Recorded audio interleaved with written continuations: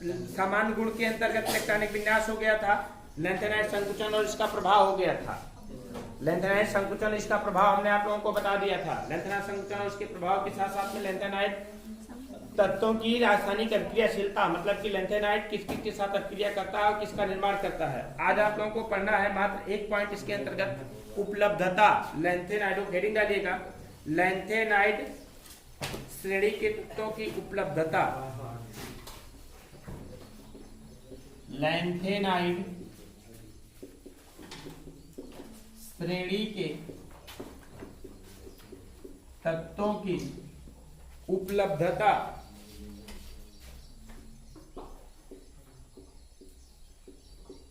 उपलब्धता लैंथेनाइड श्रेणी का तत्व पाया कहा जाता है। देखिए, लैंथेनाइड तत्व पहले दुर्लभ मृदाएं कहते थे। लैंथेनाइड तत्वों को पहले क्या कहा जाता था? दुर्लभ मृदाएं कहते थे। ये कहाँ पाए जाते हैं? प्रकृति में इनके ऑक्साइडों के रूप में पाए जाते हैं, परंतु अब ये दुर्लभ नहीं रह गए हैं। ये दुर्लभ नहीं रह गए हैं, ये सामान्यता मिलते हैं तो कहाँ मिलते हैं? मोनोजाइट रेट में। कहाँ मिलते हैं? मोनोजाइट रेट में पाए जाते हैं। कहाँ पाए जाते हैं? मोनोजाइट रेट में। तो लिखिए, लैंथेनाइड तत्व को पहले दुर्लभ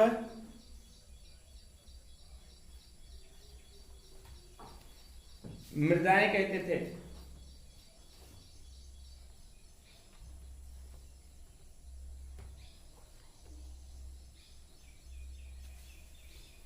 क्योंकि प्रकृति में ये दुर्लभ रूप में पाए जाते थे। प्रकृति में ये दुर्लभ रूप में पाए जाते थे।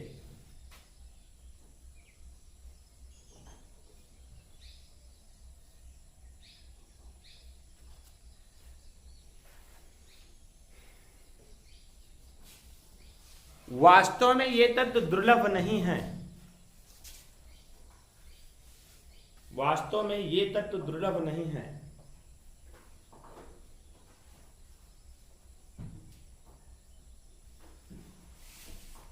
प्रकृति में लैंथेनाइड प्रचुरता में पाया जाता है। प्रकृति में लैंथेनाइड प्रचुरता में पाया जाता है।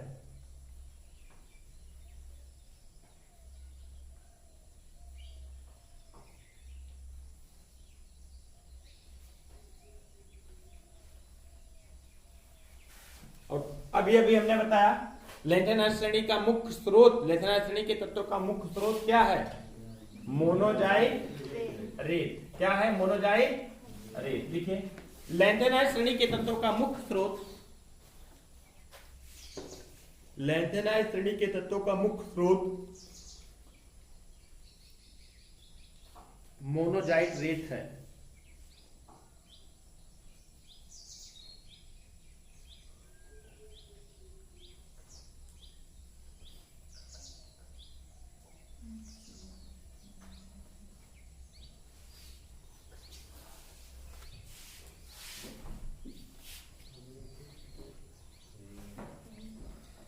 तो उपलब्धता के बारे में आप लोगों ने समझ लिया कि पहले तो माना जाता था कि दुर्लभ मृदाएं हैं। दुर्लभ मृदाएं का मतलब क्या है कि पहले जब इतनी खोज नहीं हुई थी तब ये माना गया था कि दुर्लभ रूप में पाए जाएंगे।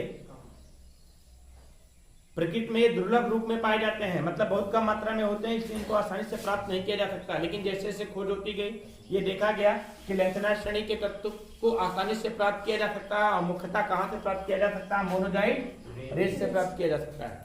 कहां से प्राप्त कर सकते हैं हम? मोनोजाइट रेट से मुख्य रूप से प्राप्त कर सकते हैं। और आपको बता दें, मोनोजाइट रेट में लगभग 30% तक 30% मात्रा किसकी होती है? थोरियम की होती है बेटा। थोरियम की मात्रा लगभग 30% तक होती है, बहुत अधिक मात्रा होती है। अब समझिए इसकी हमारी बात को। हाँ, अब आपको पढ़ना है लैंथेनाइडों के उपयोग। हेडिंग बनाइए, लैंथेनाइड के उपयोग।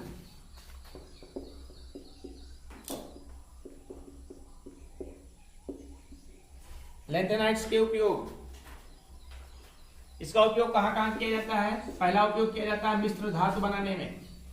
कहाँ किया जाता है?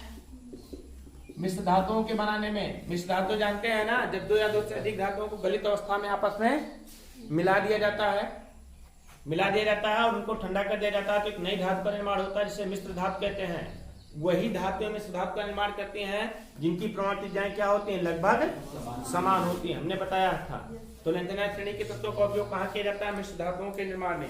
अगला उपयोग कहाँ किया जाता है, सीरियम लवण जो होते हैं, सीरियम का लवण जो होता है, सीरियम का लवण का उपयोग, सीरियम के लवण का उपयोग सीसा संचायक बैटरी में होता है। सीरियम लवण का उपयोग, सीरियम के लवण का उपयोग कहाँ होता है, सीसा संचायक बैटरी में। अब कहेंगे सीसा संचायक बैटरी बेटा, लेड एसिड बैटरी, यही जो घरों में प्रयोग की जाती है, इसे सीसा संचायक बैटरी बोला जाता है, लेड एसिड बैटरी में किया जाता है। और अगला देखिए लैंथेनम ऑक्साइड का उपयोग, तीसरा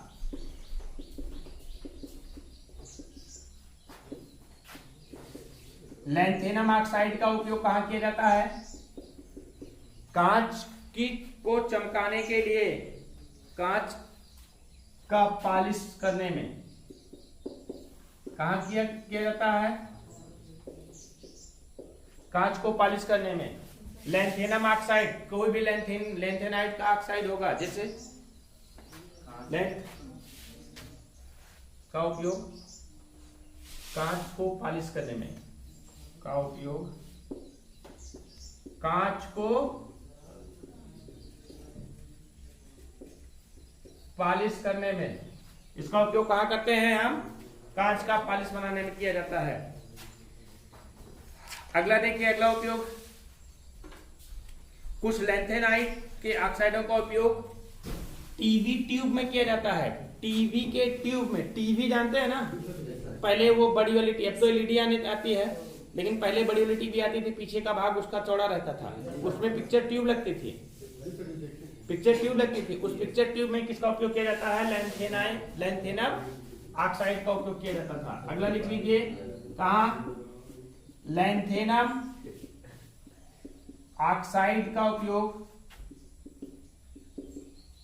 उपयोग टीवी के ट्यूब में किया जाता था। किसमें किया जाता है,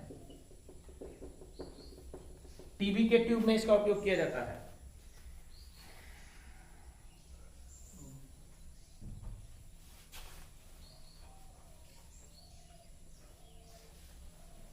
अगला नंबर लिखे, लैंथेनाइड के यौगिकों का उपयोग, इनके यौगिकों का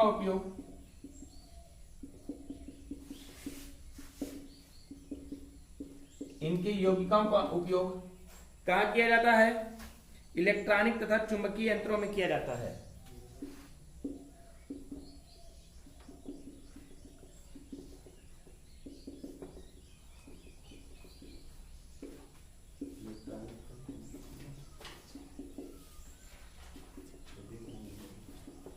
इलेक्ट्रॉनिक तथा चुंबकीय यंत्रों में किया जाता है। लैंथेनाइड का उपयोग समझ लीजिए, पहला उपयोग मिश्र धातु बनाने में, दूसरा उपयोग सीरियम के लवण का उपयोग सीसा संचायक सेल में, मतलब बैटरी बनाने में, तीसरा उपयोग लैंथेनम ऑक्साइड का उपयोग कांच पॉलिश करने में, कांच की पॉलिश करने में, चौथा उपयोग लैंथेनम ऑक्साइड का उपयोग टीवी के ट्यूब में किया जाता है, टीवी के ट्यूब में किया जाता है। और अगला होता है इनके यौगिकों का उपयोग, किसके यौगिक का, लैंथेनाइड के यौगिकों का उपयोग कहाँ किया जाता है, इलेक्ट्रॉनिक और चुंबकीय यंत्रों में किया जाता है। ये सारा लैंथेनाइड का आपका समाप्त हुआ।